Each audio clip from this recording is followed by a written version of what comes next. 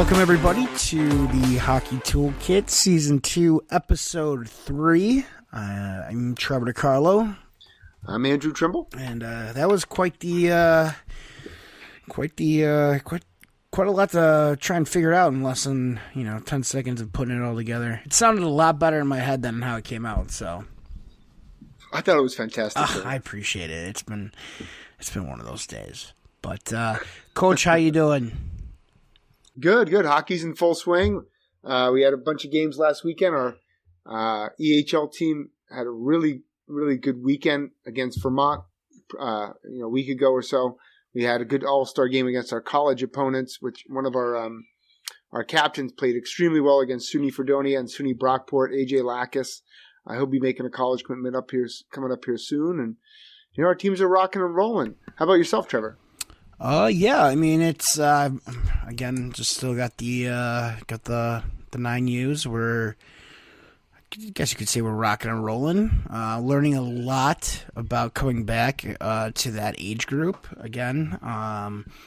Always something new at the rink to learn with them, especially since the last time I was coaching at that age group, which would have been like a decade ago. Granted, I've worked with teams and stuff at that age, but I haven't actually had a 9U level team in well over a decade, and it's definitely a lot. It's interesting. It's interesting how much has changed in the last, even again, decade. We're talking. We didn't have TikTok. We didn't have, we had YouTube, but it wasn't on everybody's phone. We didn't have kids just absorbed into all these electronics. So I know, Barron's 8, right? He just turned 8 in October, yeah, okay. A couple days ago. So I'm sure you've seen it now more, obviously, as you're working with a younger group too, but the attention spans, because of, I feel like those electronics are just shooting, the ability to hold their attention is just so much more difficult. For sure. And so, yeah, that's one thing. And then I've come to learn Friday practices, man. Whew. End of the week, 6 o'clock or 6:20, I think we practice. It's like I've had to throw out numerous practice plans just because or drills. And I'm just like, well, nope, we're not going to get this one. And they're not, I don't think they're too difficult of drills, but it's just like that mind. They're at the max capacity. They don't have much CPU memory left, and I get it.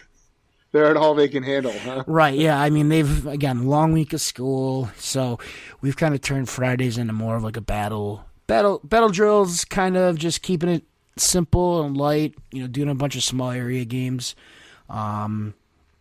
Just because, like I said, I can't, we're teaching, but we're not really putting too much emphasis on the whole, any type of, I guess you could say, concepts or systems that would be like, you really require focus. It's not, we hide it within the games like we do. We've talked about. That's the way to do it, though. The kids are intrinsic learners, right? You don't give a 1-year-old a diagram or a book and say, this is how you walk. They watch a parent and they walk. Right.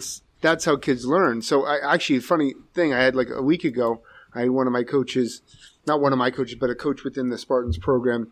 He said, my team has been really struggling to pass the puck. How do I get them to pass? Your team's been really passing the puck. And I said, well, we play a lot of small area games. We just add a passing element. You got to pass to the coach behind the net in a Gretzky-style game, where you got to pass back to the coach in what I call the regroup game. And before you got to pass back before you can advance, or these different, set up the nets in different ways that they have to make a pass in order to advance the puck. And he was like, I don't know if my parents will go for that. Then I watched him practice the other day, and he's doing like stationary passing. And I was like, you can do that till you're blue in the face. The kid's not going to give up the puck. It's not how it works. Right. So I don't want to call anybody out or anything like that, but I think like parents need to recognize small area games for the youngest kids. That's where it's at. It really is. In a lot of ways, the game within the game. You gotta kind of teach the kids by hiding a skill within that game or the constraints of the game, and that's how they can really absorb that information, and then they make plays off those constraints. And again, as you said it, like I've done, we get half ice on whatever Wednesdays. So we split with another team, the 13s. And for a while, I still do. Like we get half the ice, so I'm splitting up into like 2 quarters, or 2 halves of our half, which makes quarters. We're doing like a little bit of station-based stuff, and we still are. But I've been moving, more towards small area games, and again, shout out to icehockeysystems.com. The guys over there, with the content that they're pumping out, especially the small area games that they put out, have been great resources. Especially just finding the ones that I think, as you said, we're hiding these these things within the games, and that's what I've been using a lot of. And again, we've been teaching them. The one thing that we've been really focusing on is trying to get the puck from one side of the ice to the other in the offensive zone. So we play like a little bit of a transition game where it's 4-on-4, and each team has a guy in the hash marks, one net. So net's in the regular place, and we dump the puck in either in the corner or something, or we dump, try and get a shot on net, just so the goalie's, active, trying to look through screens. And like I said, each team's got one guy on one side of the ice. So, like, white team's got their guy on the hash mark, blue team's got their guy on the other side of the other side of the rink on their hash mark.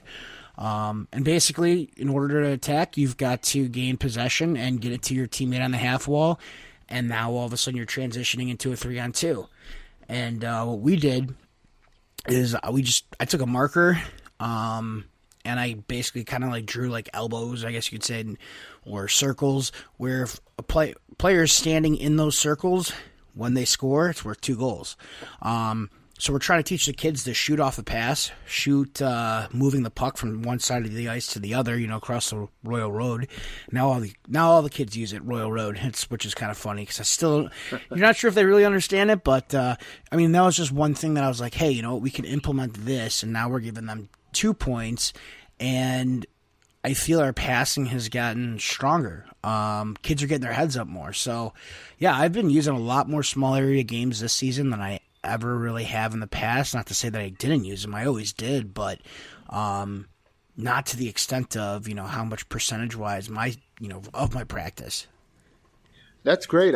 I actually reminded me of one thing we did actually at last night's practice was, because we do a lot of station-based stuff on Mondays, which are our skill days. But then you see in a game, like, they're so 2 hands on the stick. They want to stick handle every single time they get the puck. So, but they don't gather speed. So we did a drill yesterday for about 10 minutes and set up an obstacle course in which there was a big separation between the cones. And there was very few cones. And they had to gather speed by pushing the puck ahead of them and then catching up to the puck and then making a quick deke before they shot. And then the other set was they're handling the puck with one hand, gathering speed with their top hand, one hand on the stick, and then bringing 2 hands on the stick and making a quick deke. And that was fun to watch the kids kind of realize how far they can push it, how far they can't push it before they catch up to it. And it's like it's very much teaching the basics. But I think if you always have to maneuver around a cone all the time, like that's not the game. The game, especially at the mite level. I mean, you got 10 kids on the ice and they take up only 10 feet. And it's a 200 by 80 foot rink. It's a lot of space. So you kind of have to change the way you're thinking a little bit sometimes. Now, are you guys playing out there with Barron's team? Are you guys playing half ice, cross ice, or full ice? Yeah, so we're going to get in trouble by USA Hockey if we talk about this, but we do play full ice. I'm not a big fan of the full ice. I like cross ice. I like half ice, but the league we play in is full ice. So it's AAU ran, which is what we have out here in Illinois. We have both, but the cool league, as they call it, the Chicago United Hockey League, that's AAU, and that is full ice. And I agree with you, because that was what I was going to ask you was, I'm going to be honest, even the 9U kids, I feel like they should be playing half ice and not really full ice. And, but for sure at the mite level, there's no reason these kids should be playing full-length ice games. No, I mean, we actually finish up the last 5 or 6 practices we've had that are team practices, not the skills-based practices. We finish up with breakaways on the goalie, like the last 5 minutes, because the kids see 6 breakaways a game. Right. They get a step on a D, and all of a sudden they're gone. And if we're not practicing that stuff, the kid's not going to know what to do. So, like, we are doing a lot of breakaways. It's a fun way to end the practice, but also, like, I think it's a useful skill in that framework of the game when there's so many breakaways. Holy smokes. Did you, I think it was like 2 weeks ago, and I forgot, I want to say his name's Coach Freddie Wallander, something around that. On Twitter, he's over in Europe. I want to say either Finland or Sweden. He had posted a video of his 13U team who was playing in their very first full ice game. And he had just posted some, like little snaps, just like 10-second clips of each, throughout the game. Maybe it was probably like a minute long. And it looks like these kids have it's like they've been playing full ice hockey their entire life. And that's just the norm over there. Like 13U, now we're going to, play full ice. And these kids were, they don't sit there and complain about, oh, well, what about positioning, or what about, offsides, or this and that, teaching my kid the left wing lock, any of that BS. Like, and these kids, I'm watching these and I'm like, you couldn't tell that these kids have never played a full ice sheet, a game on full ice before, or offsides or ice. Like, it was unreal. Yeah, there's definitely way too many games. I mean, I love the program Barron's in. I couldn't think higher of the group of coaches and the organization. It's phenomenal. But they're, everybody's influenced by what parents and the consumers want, what the consumer is willing to pay for. And the consumer, being the parent, wants all these games, and I don't really see the benefit. The practices are everything. Barron actually enjoys the practices more than he does the games. He loves getting ready out there for practice. He the Monday practice, which is a skills practice. He's like, oh, we're going to do a bunch of races today. Like, that's how he views. That's what he thinks he's Lightning McQueen out there, racing against somebody else. That's what he likes. But you're doing something right, though. I mean, you guys are doing something right with those sessions where the kids are having fun and they want to go out there and work hard. Like, that is, at that age group, that is like 90% of the battle. The other 10% is making sure, hey, we're at least developing some type of skill. Where, I'm sure if you look at it in some of the consumers' eyes, and I hate saying consumers because this is sports, but it is big business.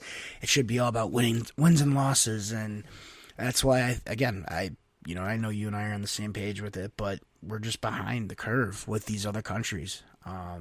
Yeah, for sure. But yeah, so I mean that's kind of where my season's been going. We're doing well. I'm enjoying it. Kids are hilarious. So I could complain, but it's minuscule compared to everything else that is sadly going on in the world. We are recording this currently on Thursday night. And I know I had reached out to you this morning. I would have reached out to you last night, but it would have been like 1 o'clock in the morning. Your time would have been 2 o'clock. But, they... I struggle with that. I know. The whole... Basically, we've currently got the shooting that just happened in Lewiston. And we, first of all, it was nice to see on, again, Twitter, that the whole Lewiston, the hockey club, and that was Nick's team, right? Yeah, Coach Skurlick's Maine Nordiques. Yeah. The North American Hockey League. So it was nice to see that everybody was okay, that nobody was involved in anything like that. But that's, like I said, I was thinking of you. I was like, okay, how far is that? But that's something else. So my heart goes out to all the families and stuff. But what again, and you talk just as I just said, everything we I could complain about a lot of things, I guess you could say in life, but after seeing something like that, that's wild. Yeah, it's crazy stuff, and we, like you said, our heart goes out to all those families affected, and we hope that he gets caught, apprehended soon, tarred and feathered, and let's put an end to this nonsense. Yeah, definitely. But to shift. Well, Trevor, I got a big one for you. So, to kind of segue into our guest tonight, the EHL just had their College All-Star Series. This is where we take players, mostly age-out players from our league in different divisions, and then we pit them up against NCAA hockey programs, and it's part of those NCAA hockey programs. Their early preseason. That's what they get, their preseason games, and it's a great way for our athletes to be showcased and stacked up against those NCAA schools. And one of those schools was SUNY Fredonia, which Coach Greg Heffernan, he was a former assistant coach there, and one of our players, AJ Lackas, had a great game against SUNY Fredonia. Coach, what has been your experience and your take on seeing players and athletes who are 17, 18, 19 years old, junior age players, and they're looking to get to college hockey? What are some of the things that you've watched and observed and seen that players have to improve upon to get to that next level? What are some of the key factors? And I think that, again, great question. Give you points on that one. The thing is, first of all, I think this is a great question because it's such there's a lack of information out there. For sure. And again, I think that this is an area that USA Hockey should be doing a much better job of educating families. But to get off the soapbox on that, I mean, skills that definitely, again, as I tell players all the time that I talk to, the game's a pyramid. The higher you go up, the smaller it gets. So I mean, your main skills always. Like we like to say, the 5 main skills, your shooting, your stick handling, your passing, your skating, your checking ability. Like those always got to be, they need to always be at a high level. But skating wise, skating with the way the game has gone, if you don't have quality technique and you're not able to get up and down the ice at an adequate speed, that's the first thing nowadays, where before you might be able to get, hidden in certain ways or with who you play with. But if you don't have high-end speed or even just being an average skater out there amongst your peers, you're at a loss. So that I would say the first one. The next skill, I think, is just between the ears, your brain, just how you understand the game, how you process it. Granted, I played, hockey with some guys that were, sometimes it felt like they didn't even have a brain. But, you still have to understand what's being asked of you. So you can understand concepts. So you can step in from your junior team or your high school or, tier 2 team, whatever age, whatever level you're playing at college. You need to be able to understand what the coach is asking you to do, whether it's his forechecking system, whether it's his neutral zone forecheck system, his breakout, his power play, his penalty kill. I mean, there's just so much more. The game is so intricate at those levels. So I really think it's the speed and, your feet and, your mind. I think those are the 2 biggest areas. What do you think, Coach? Well, I agree on those assessments of your on-ice ability, but I also agree with our interview. Greg, he's got some great topics he brings up between the years and that physical maturity. Speaking on my personal story, I think I was and I went to college after 1 year of junior. I had 2 more years of junior eligibility, and I should have exhausted those years. I was not emotionally and mentally ready for college life. I had a good time at college, that's for sure. But I think I could have. Would have been better off a little bit more mature. And I think that's a big part of it. I'm actually at my dad's rink in dedication night a couple weeks back. A family came up to me and told me the story of their son who had played for me when I was in New Jersey. He was on my U16 team, and I encouraged him to try junior, and then he went on to play 4 years of college hockey and. Now is coaching at the Hun School in Princeton, New Jersey, which is a pretty prestigious prep school. And the dad said to me, and he said, I'm not ready to retire yet, but that was the best money I ever spent because my kid is he contributes to society. He's a big, he got a 4-year degree and he contributes to society, and he's a lot of his friends don't have that same, who went right to college, either failed out or got jobs and are not happy in their jobs. So it's an investment in your kids. Now, whatever family believes in, what the best investment is for the kids, that's totally up to them. But I think that parents who really encourage their kids in that kind of way, they do pay off for you down the road. So maturity, physical, mental, emotional maturity is a big transformation between 18 and 20 or 21. No, absolutely. And I mean, we know, but it's, the statistic is basically what is the average age of the incoming freshman in college hockey, and that's basically between the ages of 20 and 21. Because those are the kids that are what coaches are looking for coming out of juniors.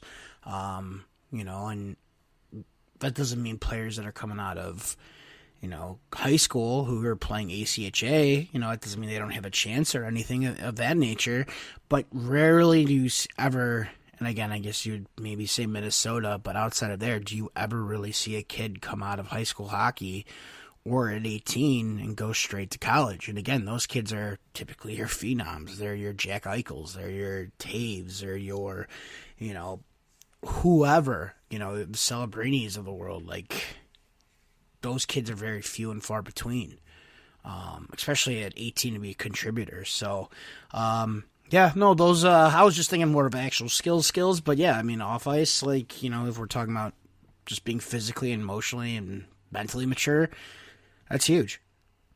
Absolutely. Well, is that a good segue to turn it over to Greg? You got it. All right. Well, hockey fans, thanks for tuning in, and we got with us now Greg Heffernan. He's the EHL head coach for the Connecticut Chiefs, but he's a longtime college hockey coach, having coached at SUNY Fredonia, Mercyhurst, and at Western New England College. And he's going to give us some insight on that developmental stage from junior into college hockey. Thanks for joining us, Greg. Hey, thanks for having me. Now, Greg, like I said in the intro, that you coached college hockey for a long time. Now you're coaching junior. What would you say is the biggest transformation you've seen in junior hockey in the last 20 years? And those players that you're recruiting, to get to the college level, what is the biggest transformation between junior and college in the last 20 years? No, I think, there was a stint that I had in Cleveland in the North American League back years and years ago in between Mercyhurst and Fredonia, and I was also with the U18 team there. Some really, really high-end players that played in that program. A couple of NHLers and a lot of D1 kids. But practices were 2 or 3 times a week, and then you'd play on your weekends. And I think your summers were more off, and more kids played soccer and golf and things like that. I think hockey's become, at the junior level anyway, a year-round sport. And I think that the biggest change is that players and parents are not only investing money in order to try to pursue their college hockey goals, but I think it's a lot of that they're investing a lot of time and really becoming more single sport minded athletes. So I don't know if that's good or bad, but it's the trend, and that's the biggest difference that I think I see. And kids also being a lot more aware of the presence of social media and the presence of technology and the internet and things like that has also changed the landscape in terms of what kids have access to and such. So those two things I think are really the two things that I've seen in the last 20 years that have really changed the landscape of what players look like today. Well, that first question you brought up is it's a hot button issue. Do you think the players are better now, or do you think they're not as good as they were previously? What do you think in that transformation? What's the difference? It's different, right? Like back in 02, 04, 06, there was fighting in the game. Like it was played a lot differently. There was less emphasis on the skill development side of things, and more emphasis on maybe more of a pro style of game. Not at the college level, but at the junior level for sure. It's just different. I don't think it's better or worse. Like it's tough comparison. I think Wayne Gretzky would still be a pretty good hockey player today. The game was different. He just got, goalies, for instance. They wear armored suits now, and back when I played, they were. I mean, cripes. I grew up with Cooper pads and goalies wearing those old school masks that was the Dominic Hasek style thing. So it's just changed significantly with technology and such. But I don't think, you know, guys like Mario Lemieux would be out of place in a Pittsburgh Penguin uniform this For sure. I completely agree with that. Now, you know, you see a big jump. You know, like kids who are playing junior hockey now and they're looking to get to college hockey, what kind of skills do you think they have to acquire to get to that next level? So it's funny. You know, in our league, we've had a very good track record of sending guys to college hockey, and I think the biggest thing that college coaches really want is to see whether or not a kid can handle the grind and the workload. I think everybody that gets to college, by and large, has a skill set that matches a college player. I think a lot of it is can you play a style of game and work hard enough every night and really handle the grind of what a college season is, because it's different than junior. It's way more practices, way less games, and that can be taxing more so than anything, mentally and physically. Where in junior, you know, we generally can have a little bit of for a Ted Lasso reference, a goldfish memory on games. A lot of that lingers, and in and out of the lineup an awful lot for young guys is something that's taxing. So I think it's really the mental grind and the physical grind that these guys have, and really making sure that we develop and prepare kids that even if they are fantastic players in junior, there's oftentimes going to be fourth and fifth line guys in their first year of college, and really trying to prepare them for that side of it, as well as the everyday skills and the strength and conditioning. But when they get to college, they're generally younger than everybody that's there. The freshman class looks significantly different than the sophomores, juniors, and seniors, just because of the level of strength and conditioning that goes on in the college campus. You play less games, you work out a heck of a lot more. So they're at a little bit of a disadvantage there. So it's more just preparing them, you know, not only hockey, but also, you know, the process. That's a great answer, Greg. What would you say to a parent? So a parent, you know, you were at Western New England for a decade, right? You're about, you know, a little bit longer than a decade. Oh, okay, yep. What would you say to a parent who says, well, you know, my kid was a really good high school player, a really good AAA player. Does he need to play junior? What would you say to that parent? Yes. And college hockey is different than every other sport. It's if, like, there's a handful of kids that might be able to go from high school to play college hockey, but at the end of the day, as a college coach, I would rather have a 19 or 20-year-old that's played a few years of junior that comes in a little bit more physically ready. But 18 and 19-year-old kids make the same mistakes as whether they're in college or whether they're in junior, and I'd rather them make those mistakes under somebody else's watch, so that when I have them in college, I get a more mature kid. And it really, you know, I'm not worried about first time away from home. I'm not worried about whether or not a kid knows how to do his laundry or get to the cafeteria and eat or get to a workout on time, because the mistakes that they've made in junior have corrected those things. So it's a maturity factor. It's a physical strength factor. It's a mental toughness factor.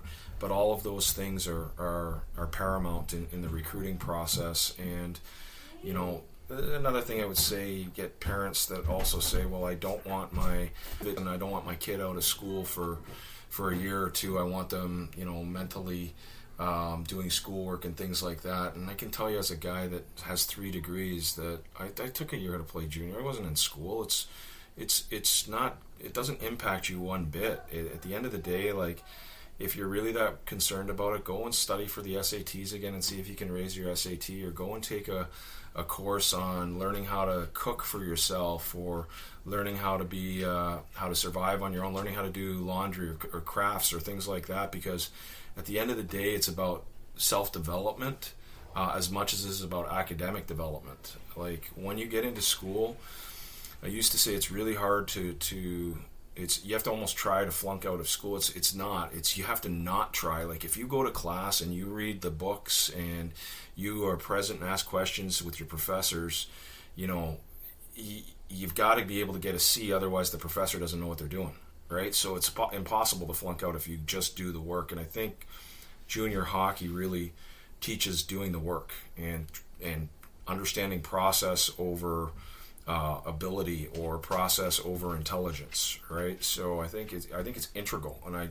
to be honest with you, I pray that my two boys, whether it's soccer or PG year of whatever, whether it's hockey or what, they take an extra year between high school and college and make the mistakes that you're going to make in life before you get to college, and the mistakes mean a little bit more.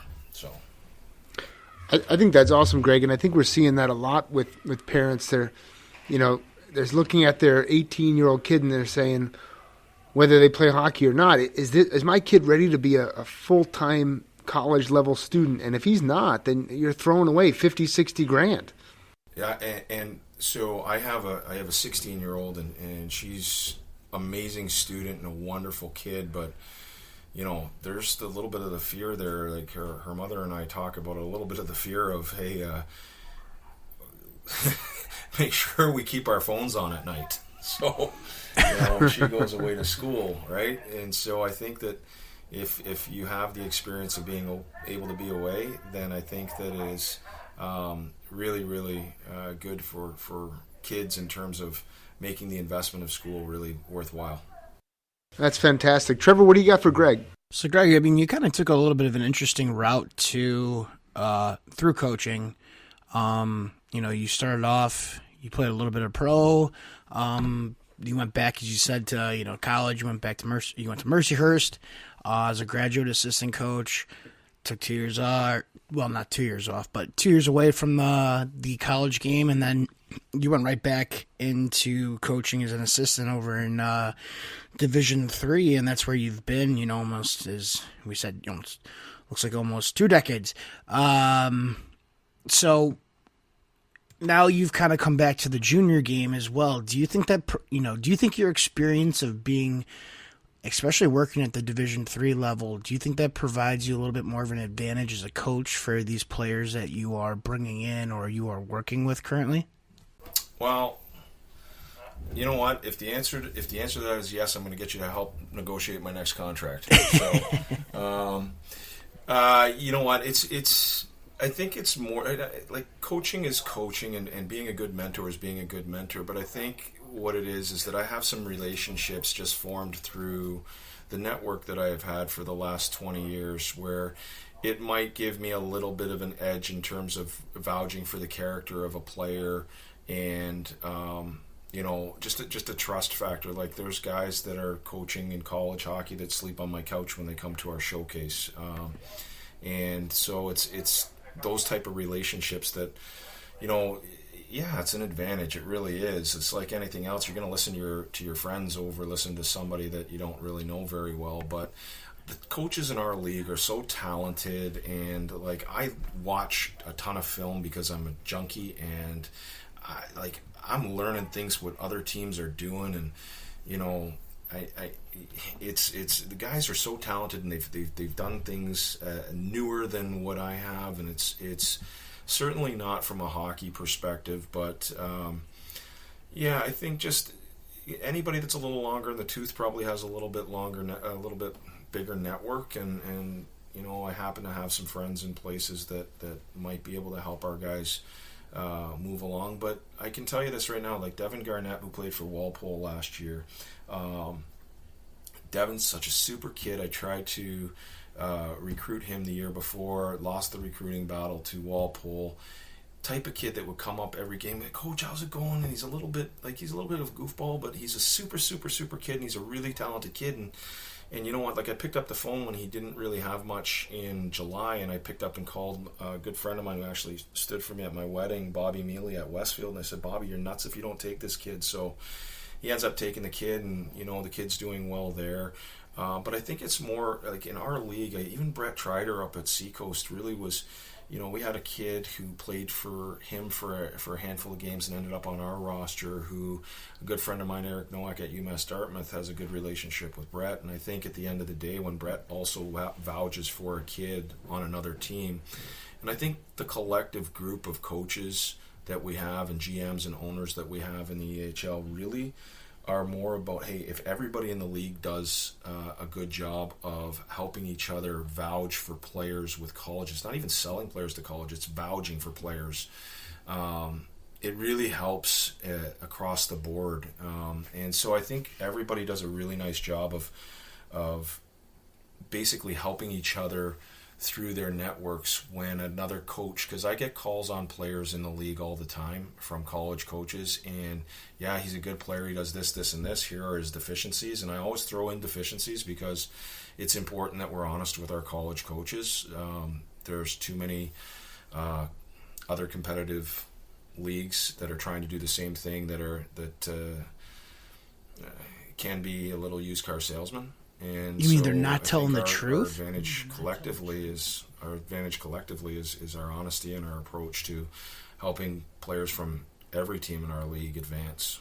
So no, I mean I really like that because got off a little bit on no, it's fine. On a little bit of a tangent there, but it's a good thing. Like, we know what we are as a league, and that's why we pump guys out to college all the time, and we don't really broadcast a lot of the ACHA commits that we have, but like, if you take the total collective package from our guys in the last 2 years, we're at 33 guys moving on to play some level of college hockey in 2 years. So that's a lot of dudes, right? And 20 of them in the NCAA. So, like, that's what we want to be. And, you know, earlier before we were on the podcast here, you know, we were talking a little bit about how the season started. And honestly, I value winning and losing. I think it's important to be competitive. But, you know, we've got a kid visiting a school on Saturday that is obviously good enough to be visiting a pretty profiled school, and I told him, I don't really care if you're in the game. Like, that hurts our lineup, but it really helps our program long term if that kid goes and enjoys the visit that he's going to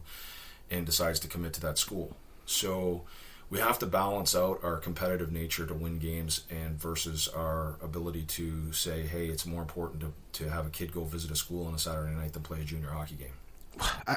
So you just said three things right there that I really like, especially the last one. We'll start the last one where you just said it's okay where a kid, you know, you want to be competitive, but if it means more for that player to go and see that school, you know, your team might not be as competitive as you would be with him in the lineup. Like, I would love for all the youth parents to hear that right now.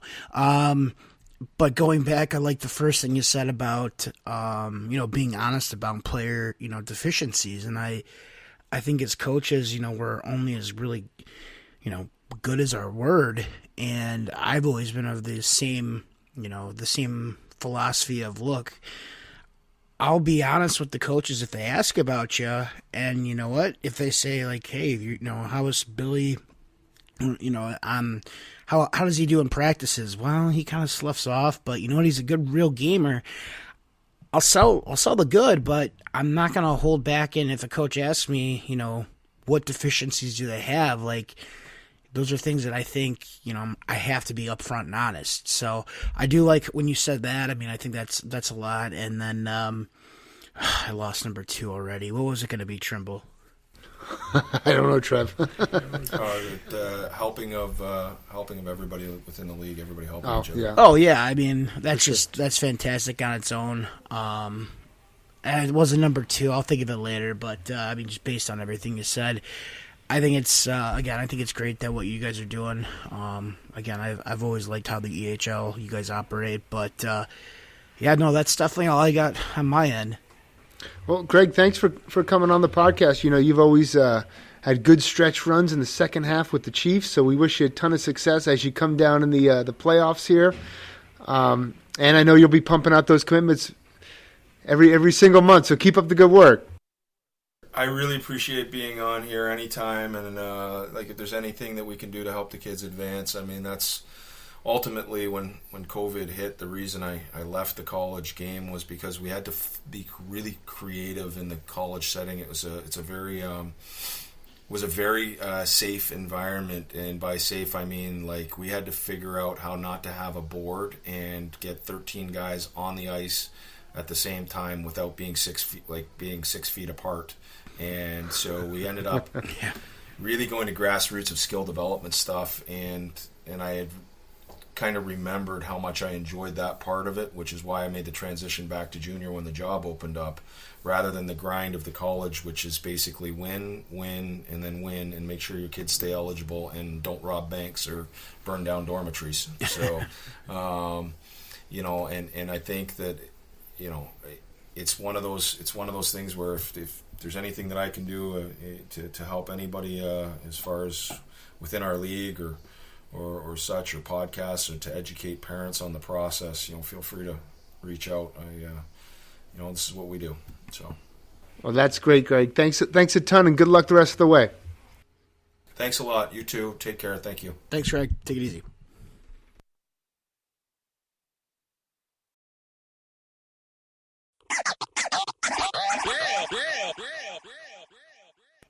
Well, thanks again to Greg Heffernan, terrific coach, coaching for the Connecticut Chiefs in the Eastern Hockey League. I really thank him for coming on and sharing some of his backstory and some of his insight onto junior and college hockey and player development within that landscape. Trevor, what are some of the topics and what are some of the feedback you got from Greg? Again, first of all, Greg, thanks for coming on. Taking time out of what I can only imagine is a very busy schedule. I really, again, like my questions to him about, typically you see in the coaching ranks, you see coaches starting off at the junior level. They probably played college, but they start off at the junior level and then they work their way back up to, coaching college. Where Coach Greg here, he's started off pretty much at the college ranks, and he's now moved back down and decided he wanted to be at the, back at the junior level, which is, which you don't see too often as someone making that choice. And I loved how he said he just wanted to get back to, getting to develop players, getting them up to the next level. And I do think that movement, the way how he's moved, I think it does bring a different ability to the coaching. And again, not a whole lot, but I think it does bring a different aspect and, probably style of moving players on to higher levels because of, you're starting here and now you're coming down to here. So what you want at those levels. Not that we don't as coaches, but, you really know, and you can really prepare the kids for, hey, like, this is what it was like 2 years ago or 3 years ago when I was head coaching the team. Like, this is what our practices looked like. This is what the structure was. So I really took that away, and I did like his comment on, being honest, especially amongst coaches. And I know this is, again, it feels like it's more about coaches, but I've said it before. And I'll say it again, I'm not going to lie to a coach for a kid. If the coach asks me, what is player X, what does he need to work on? Or does he work hard in practice? And that kid's someone who's a drill buster, who doesn't care. He only wants to play games. I'm going to be open and honest about that. I'll still try and highlight your positives, but I'm not going to risk my word, because eventually that will come out that, oh, hey, you're a drill buster. And then I'm going to get a phone call saying, what the hell did you just sell me? You sold me the fuzzy under the popsicle stick, so, but I mean, those are the big takeaways. What about you, Coach? No, I completely agree with you. I think actually that's a great point, that so many guys have rose-colored glasses about their players, but pointing out some of the deficiencies that they may have when giving a player evaluation to a coach at the next level can really provide some more credibility to that assessment. And he hit on that, and I think that's really important because no player is perfect on or off the ice. And if they have a weakness and you can address the weakness, well, then that's what honesty is all about. So I thought that was really great. Yeah, no, definitely. And again, Coach Greg, thanks for coming on. Again, with that insight. Definitely love to have him come back on and talk further another time, just more about that whole transition, and as well as, maybe what some of the pain points have been coming back. I know he did mention, how much different the game is, especially skill-wise, which, we already know those. So, not that we already knew that, but he just the difference of training and such. So, for sure. Before we go out to that, is there anything else you want to talk about before the myths? I mean, what about, anything, or are we going straight to the 5 myths? Well, college hockey's starting soon. Do you want to give your preseason predictions on college hockey? They've had some preseason games, some different stuff going on. Any insight into college hockey rankings early on here? I mean, as I can hear you typing away to look at your preseason poll. You're killing me. You got me. You got me. Your mic picks up things a little bit easier. My cousin would probably he would be very disappointed in me if I didn't say that the Gophers are probably going to be one of the top 5 teams, if not top 3 teams in the country, which I would agree with. I think them losing Logan Cooley is going to hurt a little bit, but they do have some other nice players that have come in, 2 Blackhawk prospects, actually, to hopefully continue, adding the depth. It's tough to lose a player like Logan, but I would say for sure them. Michigan losing Fantilli, I think that's going to hurt a little bit, but I still think they're going to be one of the top teams. And again, Macklin, he's where again? I know he's at one of the Bostons. I want to say it's Boston College, Boston University. I think so. Boston College is cracking. Looks like they're cracking the top 5 again, which they haven't done in a couple years. So that's exciting. Him and I want to say it's one of the Hughes brothers. They've just been I want to say tearing it up right now. Yeah, at Boston University. So I think those are going to be some 3 top teams. But what do I know? I'm in Illinois. We don't even have a Division I NCAA hockey team, so that's got to change, right? You would think so. You'd really hope so, because it's so unfortunate. I mean, I'm very lucky because actually, now that I got a new job, I get a nice 45-minute lunch. So I've been hitting Chipotle, get a nice chicken burrito bowl every. Once or twice a week, but I go in there and I see all the Steel boys. They're all in there wearing their Steel shirts and stuff. They probably just got off the ice, which I thought was kind of funny just seeing them. So, how far are you from that rink? I'm probably a good 15, 20 minutes away. That's cool. Yeah, so it is kind of cool. Unfortunately, I haven't watched any of their games yet just because of my season's going on. And I never saw Celebrini play, but it is funny seeing them come in, and it's weird how they don't all.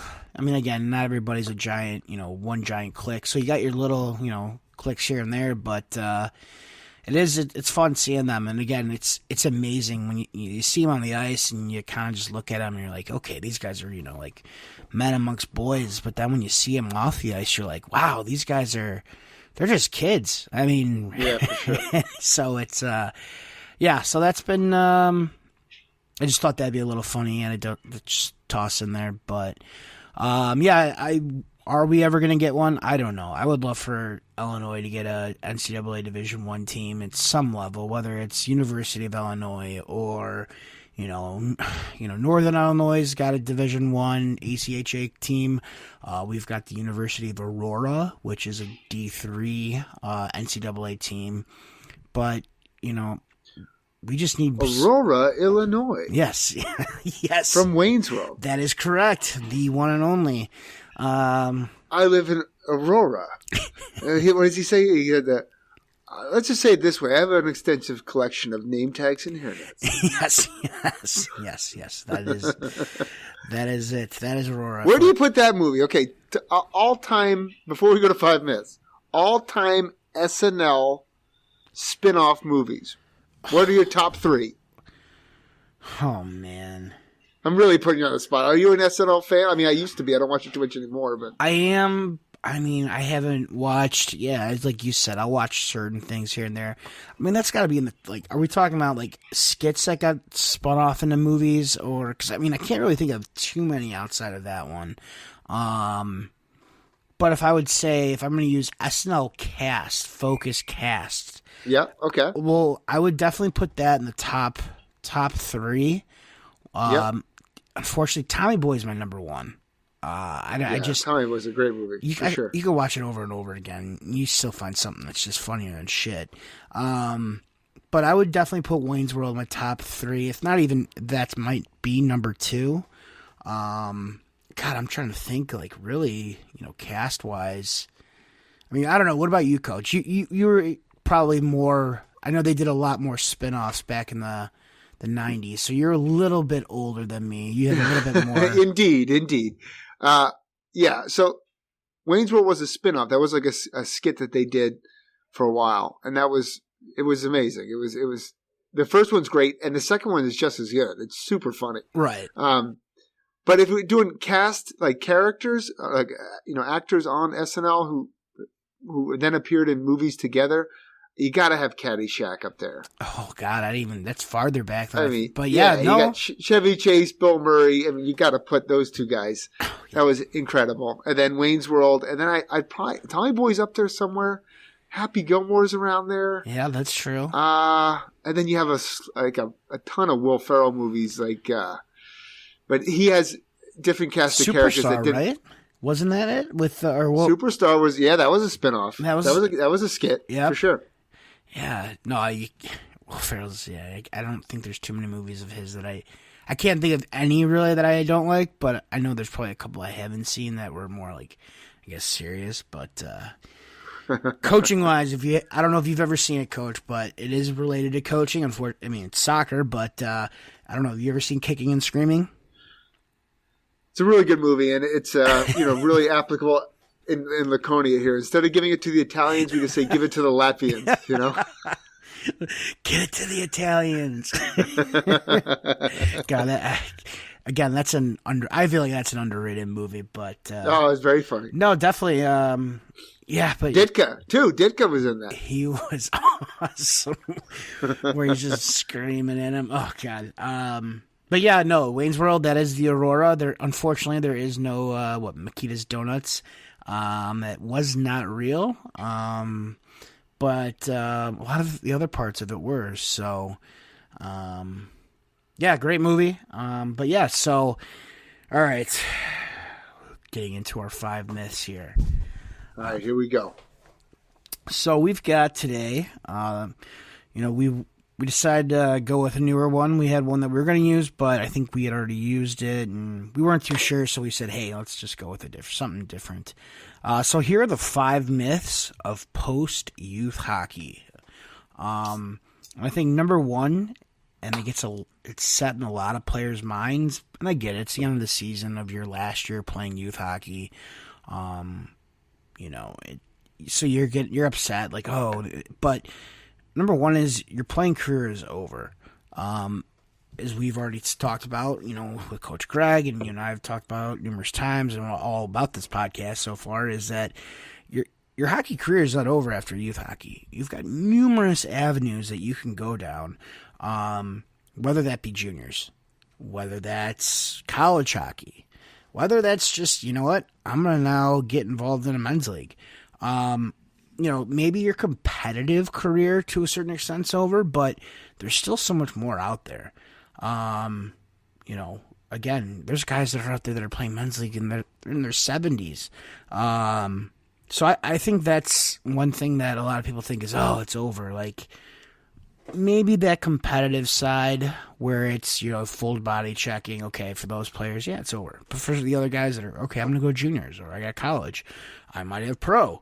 I might have semi-pro. I might play in the senior league up in the, Quebec, whatever, and just go ape shit. Les Chiefs. Yes, and just go nuts. So you never know. But I think it's pretty tough. I think it's pretty cookie cutter to just say, okay, I just played my last game of youth hockey, as a midget. Now my career's over. Coach? Yeah, no, I agree with you. I think that, one of the great things about the sport of hockey is that it's a lifelong sport. And you can play it at any level until you check out, I'm about to say blue in the face, but I don't know if that's probably true. But what do you got for number 2, Coach? Well, it segues perfectly off that. My number 2 is you need to play at a high level to coach, and I have a real strong passion that it's obviously you have to have a basic set of skills and requirements to be able to coach at a certain level. But we've seen guys like John Cooper, who, won a Stanley Cup, did not play college hockey or really that high level of hockey past like his midget years. And he was a lacrosse player. He was a lawyer and a lacrosse player in college. But he's a great communicator. He understands the game. He builds relationship with players. and he's won at literally every single level, and now has a name on the Stanley Cup twice. So, if you have a skill set that maybe doesn't translate well to being that competitive athlete on the ice, there still could be a hope for you in being a coach.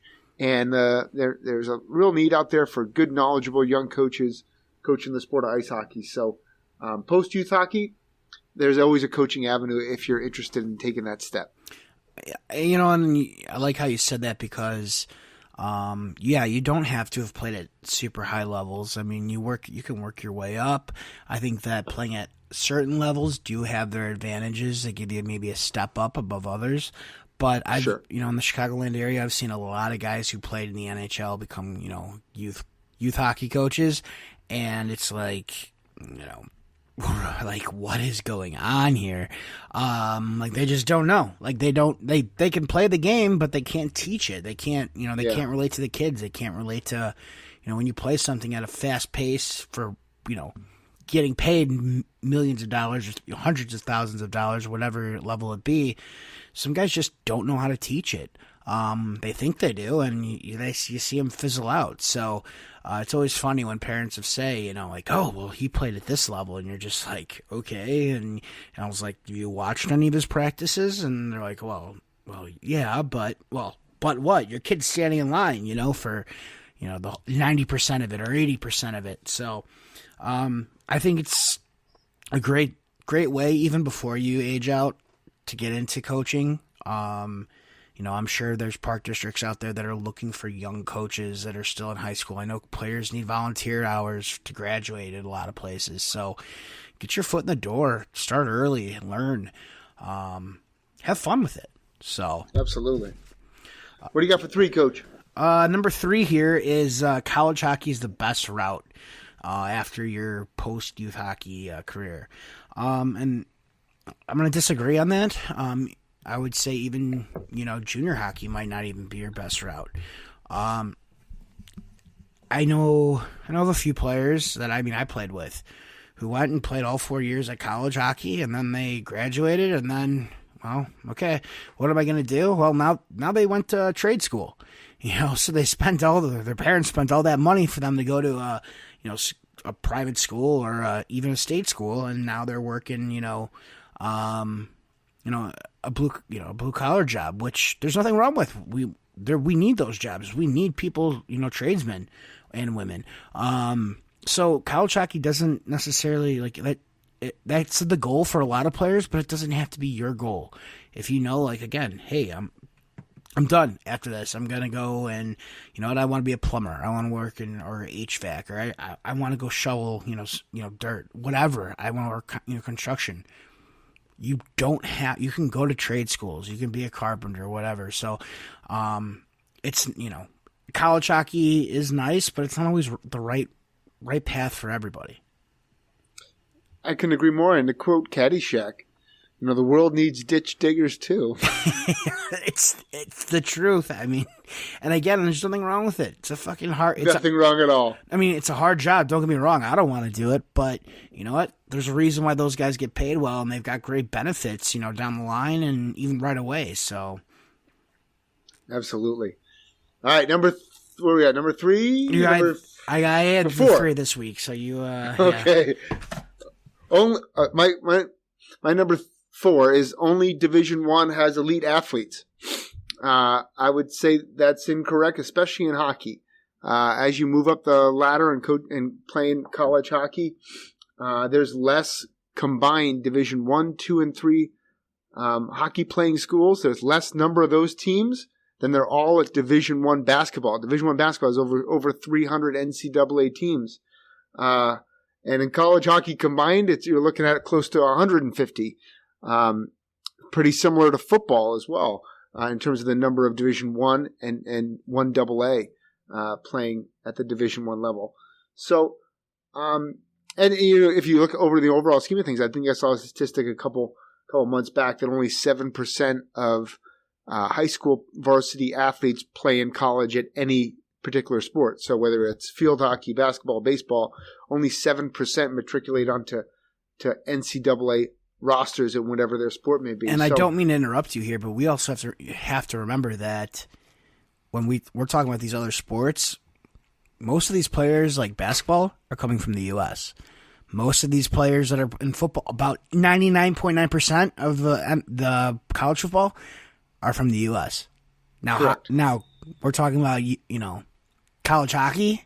They're coming from all over the globe, but primarily North America, which includes Canada. Sorry, not to jump in, but I thought that was kind of an important distinction. You're totally right. That shrinks the pool even more. But yeah, and here in Laconia, we just want to give it to the Latvians. So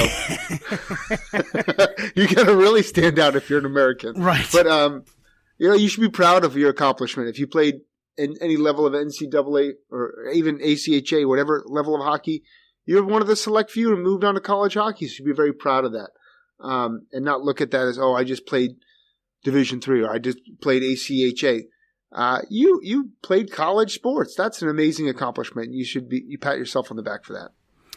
No, I already interrupted and ruined it, or made my comments for you, about it. But no, I agree. It's any level you get to, again, it's be happy for you. Like for me, again, personally, I went to ACHA. I played half the season. I was like, hey, I'm out of my depth here. Like I was an average skater.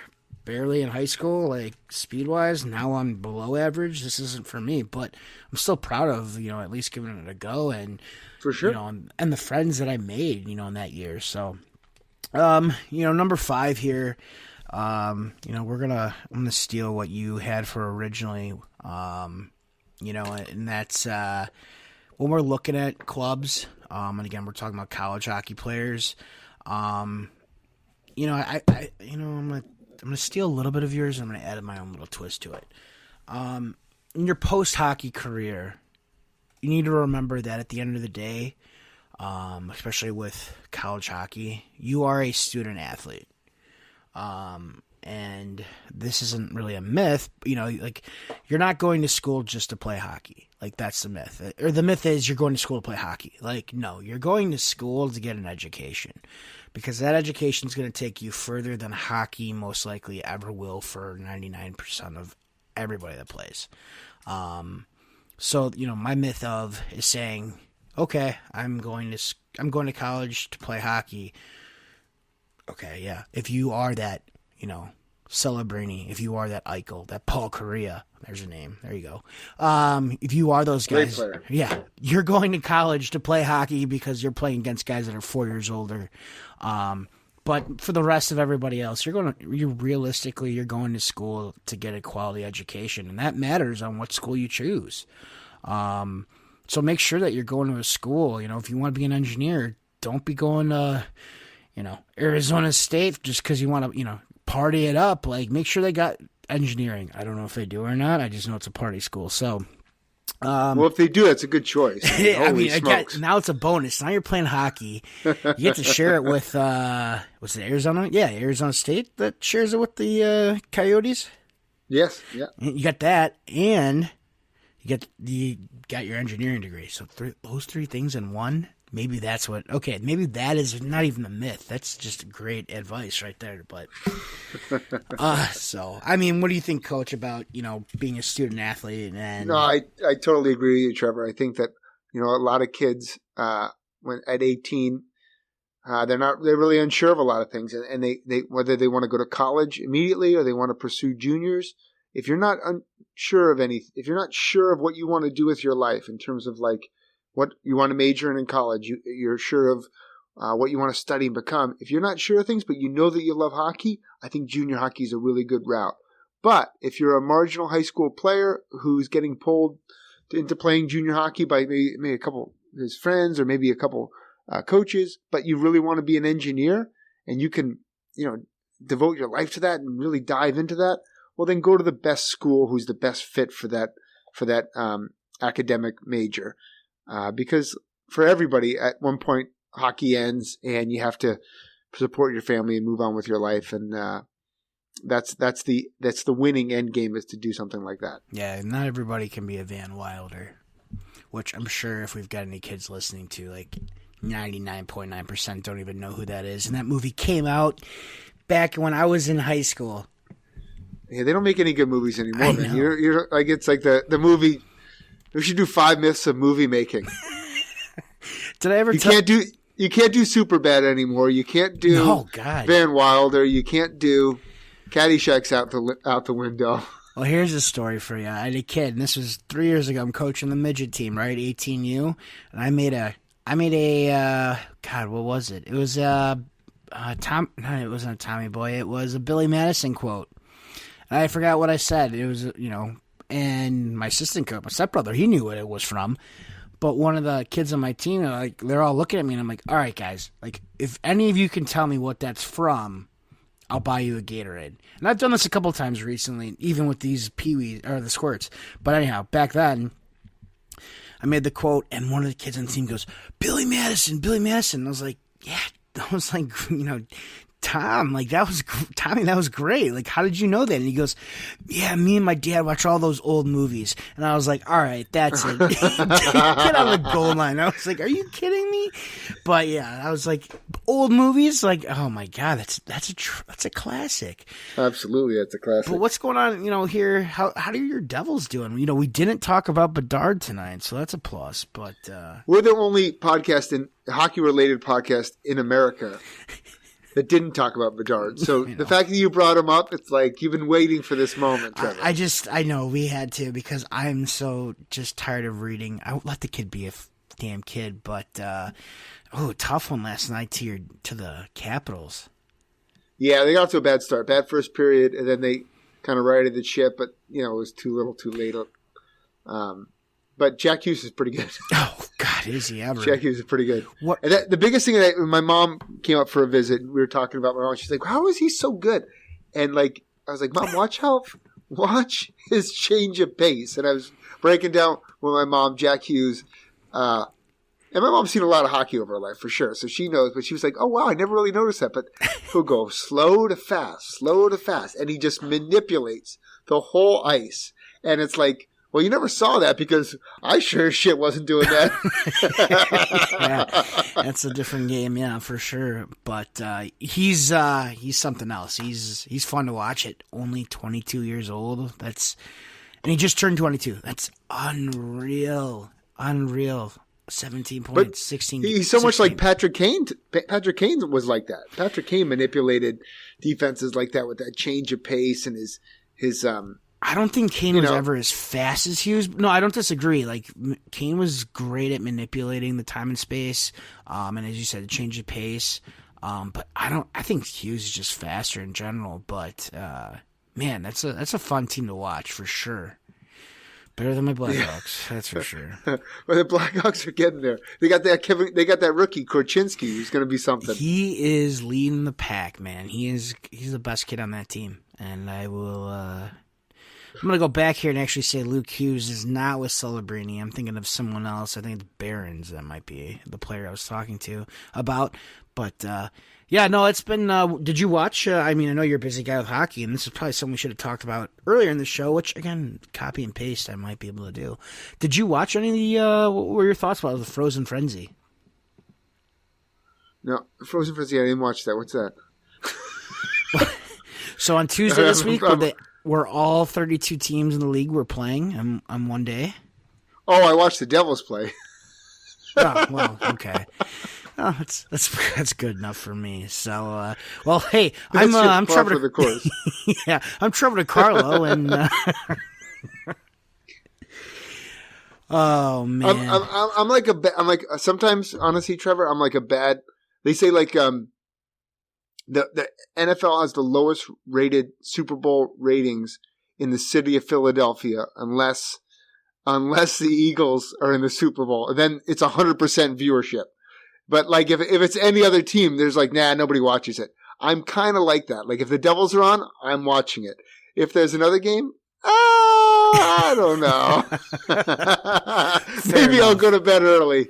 I just catch it every day. In the mornings, I'll pop on probably Sportsnet Canada's YouTube channel and just watch the highlights for a lot of the stuff. Or I'll be scrolling through Twitter and somebody will post it on there. So definitely check out my most recent article. Well, it comes out Wednesday. My second most recent article about who I've been following on Twitter lately, because time is definitely money right now. So, but Absolutely. All right. Well, I'll let you get to bed, Coach. You know it's past your bedtime. So,